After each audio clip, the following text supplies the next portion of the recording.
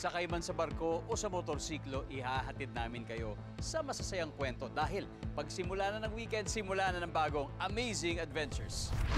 Masarap magtuloy pag surrounded ka by nature. Pero paano kung habang nagmumotor ka, china-challenge ka ng kalikasan? Sparkle model and the actor na si Kirst Viray kakasasahamo ng mag-dirt bike sa kabundukan. Alam nyo ba na ilang kilometro lang dito, iba-iba ang landscape.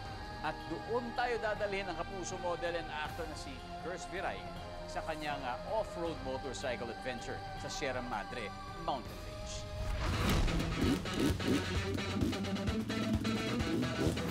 Dong, excited na ako sa mission ko na explore yung Sierra Madre gamit tong dirt bike. So, meron na nga ako napili na course, yung river course. Tanungin natin si Tito Ray. Si Tito Ray po yung may-ari ng Mountain Quest.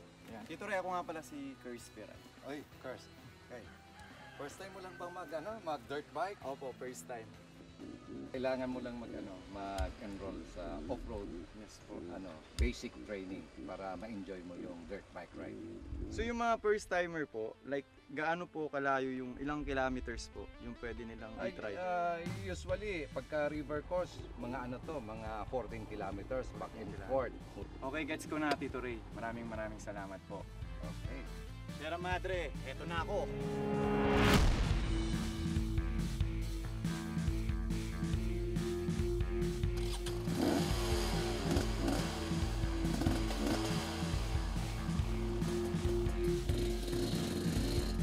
Gigil na si Kirst na mag-dirt bike sa rough road.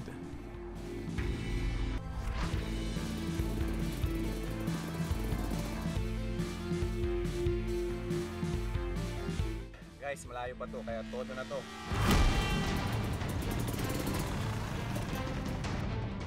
Astig ng off-road trails sa palibot ng Mountain Quest. At dahil hindi sementado ang daan, maalikabok,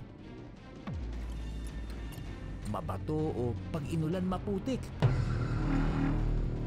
Kaya paalala ni Ray sa beginners, lalo na pag patag o pataas ang daan, dapat naka-attack stance. Kailangan mong nakatayo. Clip your legs, elbow, look ahead, not down. Sinunod kaya ito ni Kirst? Galing ako sa big bike, so iba yung balance nung pagdadrive sa dirt bike sa big bike. So nahirapan talaga ako kasi ibang-iba talaga. Pinaka-memorable part ko yung pagbaba namin na muntik pa akong matumba. Doon ko malalaman na kulang pala ako sa balancing. Kumbaga, iba talaga yung pagbabalance, yung paggamit ng brake sa harap tsaka likod. Kailangan saktong-sakto yung pag-apak. Grabe talaga, kanina muntik na talaga ako.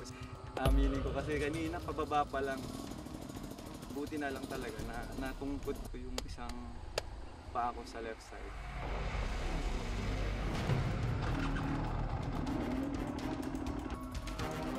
Mabuti na lang at sanay siya sa big bike, kaya tuloy ang ride. Sa balance mo sa big bike, parehas na pagkakanan kakaliwa, parehas yung side. Pero yung sa dirt bike, kailangan opposite side. All-weather sport ang dirt biking. Delikado pero ang sarap pag nakarating ka na sa dulo.